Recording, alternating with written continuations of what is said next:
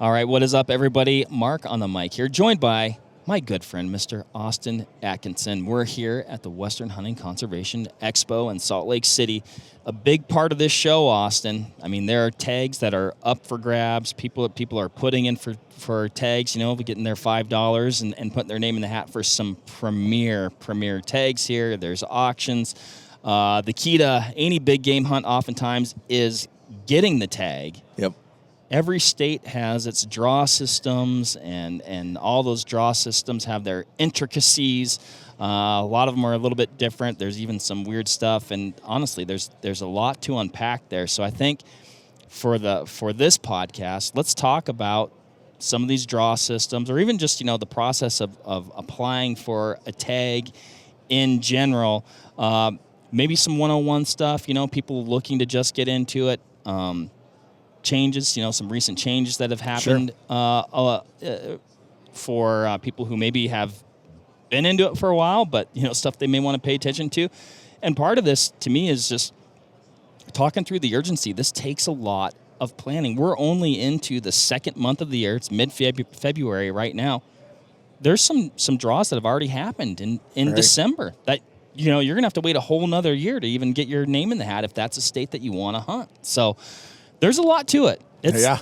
No, it's good to be here talking about. Like you say, every state is different. No two states are the same. Even though they may use the same terminology, they might mean something totally different state to state. Tag, permit, license, qualifying license, point, preference, bonus.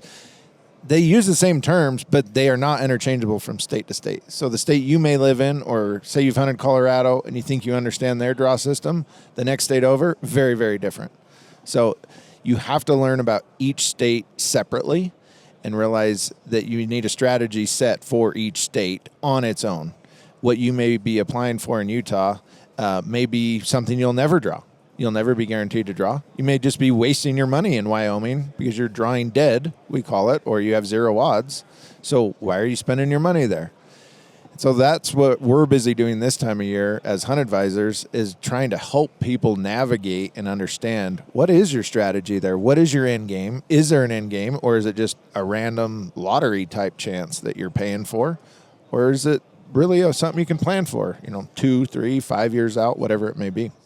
Is that step one, figuring out like what your strategy or kind of like what you're looking for as far as like your hunt goals? Are you looking for an opportunity hunt? Are you looking for a trophy exclusive, tag, or what's going on there? Usually guys will think they want to shop by state. Like, I've heard I want to hunt Utah, and so they start looking at Utah. But generally what we say is look at the species first and then pick your states.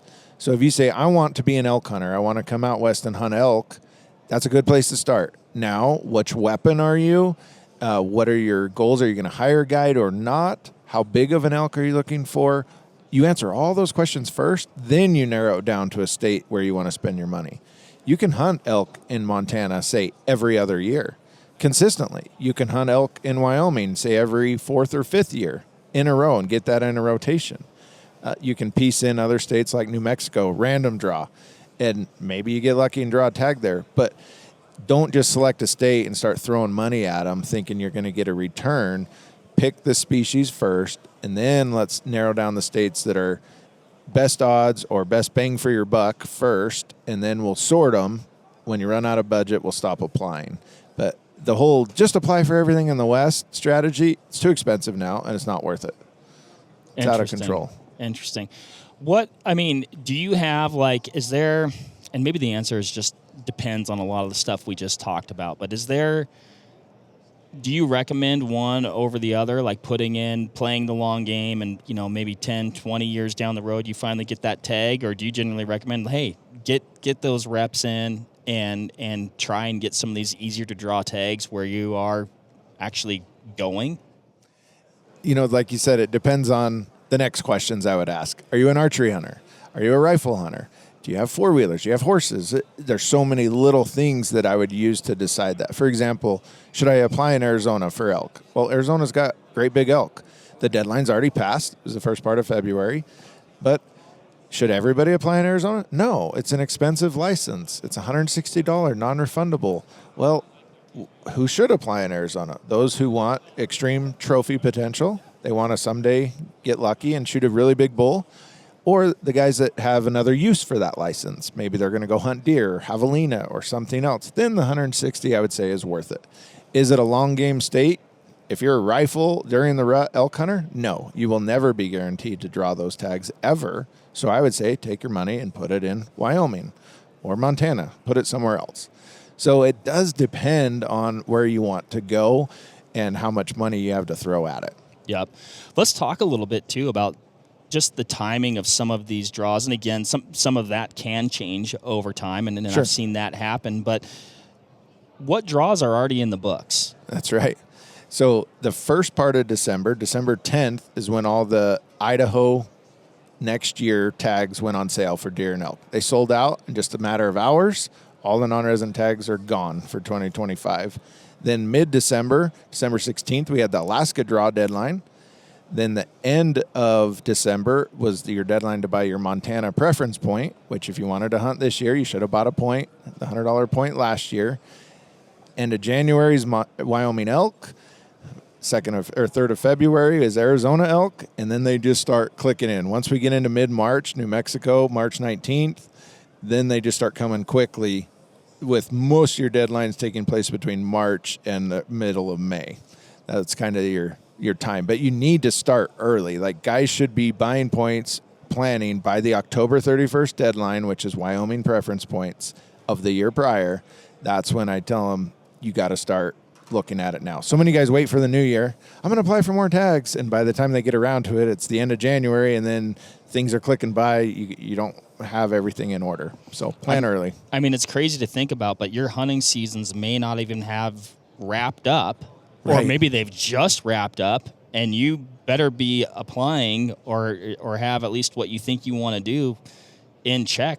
And that's what we do at the Huntin Fool, is we match our publication and our website to the next available draw. So if you follow our timeline, if you will, then you will not miss. So starting in October, we want you to buy your Wyoming points, and then we'll just stay on that cadence so that you don't miss the next upcoming draw, because they come at you fast. Some of them, roll a week or so with the calendar. Some of them, they'll move a month or two every year, just changing deadlines around. There's so many changes coming down the pipe right now. Colorado's the biggest change. They're going to change the entire draw. This year, we lost all of our archery over-the-counter elk hunts. It's all now in the draw, so you must apply by April 1st if you want an archery elk tag in Colorado. Can't just buy them over the counter. They're changing the entire draw in 2028. Going a 50-50 split from 50% preference, 50% random. So now you have a random chance in Colorado in just a few years. Like, everything is changing quickly, and it's our job to stay up on top of it. Well, so you brought up the publication, and I think that's an absolutely amazing resource. And like you said, you guys keep your finger on the pulse. I mean, I imagine even for you guys, I mean, you eat, sleep, breathe this stuff. It is a lot to keep track of. So It's a lot. for a person who's like, man, I'd like to maybe shuttle some of this off on the shoulders of somebody else, or at least have good information to do it themselves, what are the different things that Huntin Fool offers, and kind of like your suite of services that you can help a person out with? Sure. Yeah, like you said, the publication and the website provides everything the do-it-yourself applicant needs to apply in the states where to go. When he needs a little more help, he can call any of our hunt advisors as a member and speak with any of us about any state, whether it's a multi-state strategy, a species strategy, or I just can't understand Colorado's draw system, help me out. We help them.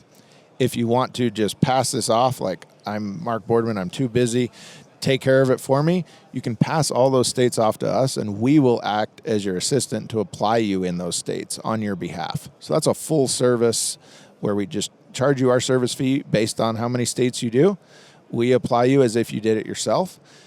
A state you may be familiar with, say Arizona, oh, I'm good doing that application myself. That's fine. We can take care of the rest. So you opt into however many states you want, and our advisors will pick your units, pick your hunts based on your preferences, and we submit your applications for you.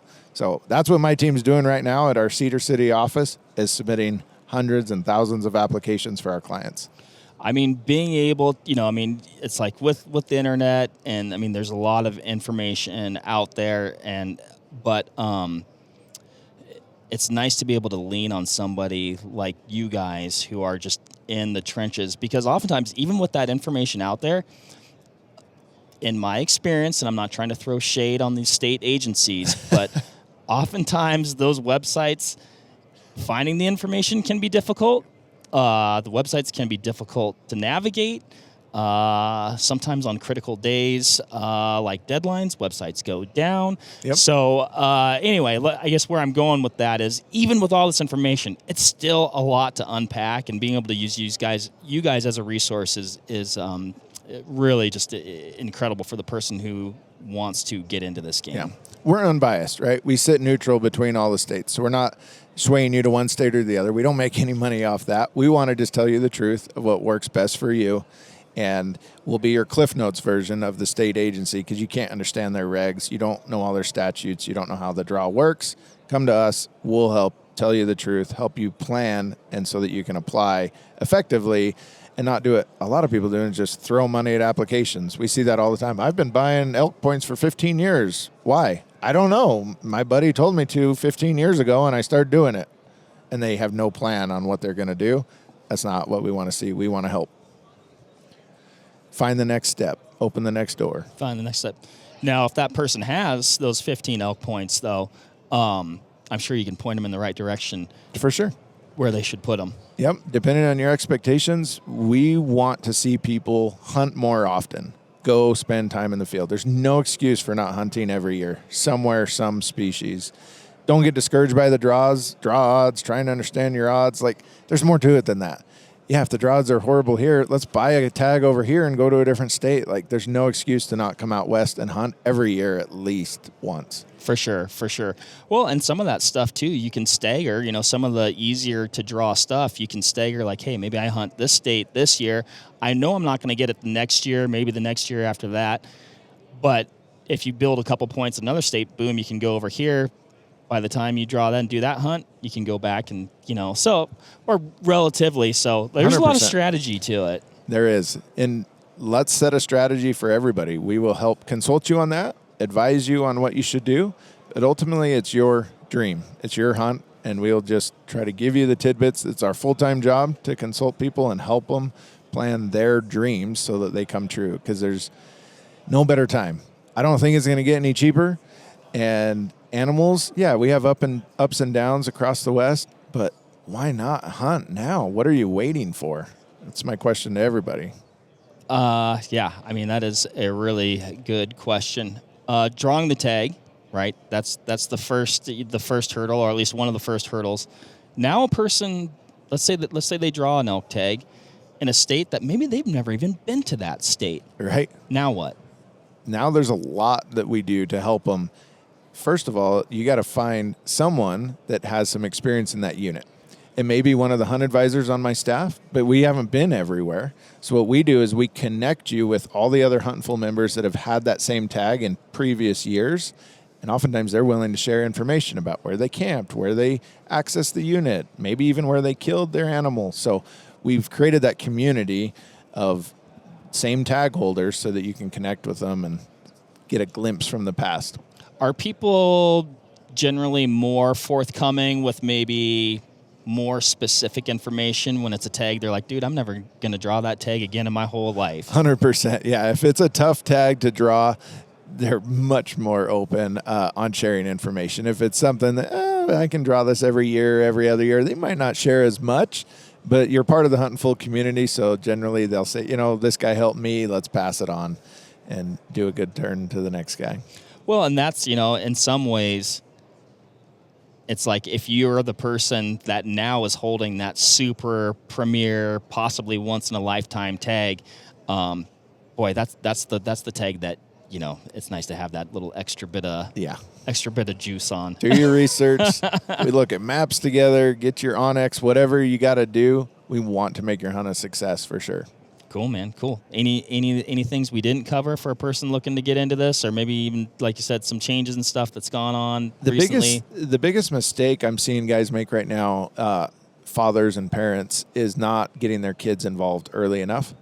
A lot of these states, when your child in the West, when your child turns 9 years old, get them enrolled in hunter safety, whether it's online or in person in your home state, and start applying them and getting them points in some of these states. 9 years old is kind of the sweet spot. Some states you got to be 10, some states you got to be 12, but at about 9 is when I tell them get their kids in. It's so much cheaper for kids across the West. License fees are reduced, point fees are waived a lot of times.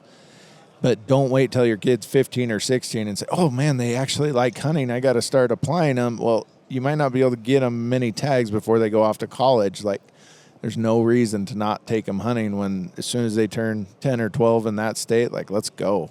Well, and then are there even specific opportunities that are reserved for these youth hunters? 100%. A lot of states will save out 20% of the tag quota for youth. Colorado does that. Arizona has separate deer hunts just for youth, elk hunts for youth. New Mexico has some of the very best elk hunts reserved just for youth. In addition to all their other, they save bighorn sheep hunts just for youth applicants. So there's some cool opportunities for youth, but the price savings is the biggest. Okay. Like, let's build them up a few points. It's just so much cheaper. Like my daughter, she's 12 years old. This last season got an elk tag in Colorado. She pays $1 for the qualifying license, saves over $100 compared to you and me. And the elk tag, instead of $800 for us, she pays $125 for a youth. So less than $130, she's hunting elk as a non-resident with a rifle in Colorado. Like, what? I can do that 10 times for the price of once for me, right? And I'm going to enjoy it a lot more. So youth hunters, don't get discouraged because of all the draws. Like, get your kids in, bring them out west because we're fighting for youth opportunities out here, and I want to see your kids hunt. Awesome, man. No, that is definitely a hot tip. I had no idea that the price differential was like it's huge in some that states. far apart. That's cool. That's cool. So awesome. Well, hot tip, man. Good luck to you in the draws this year. I'll have my name in the hat in a few different spots. And you folks out there, man, if you want to hunt out west, I mean, these draws, systems, and every state, you know, it can be a little bit complex, but there are resources and folks out there and tools you can use, like at Huntin Fool, that can simplify it and make it a whole lot better and hopefully successful. Yep. Well, good luck in the draws to you, and we'll see what happens. Awesome. Thanks, Austin. Thanks, everybody. We'll catch you on the next one. Bye.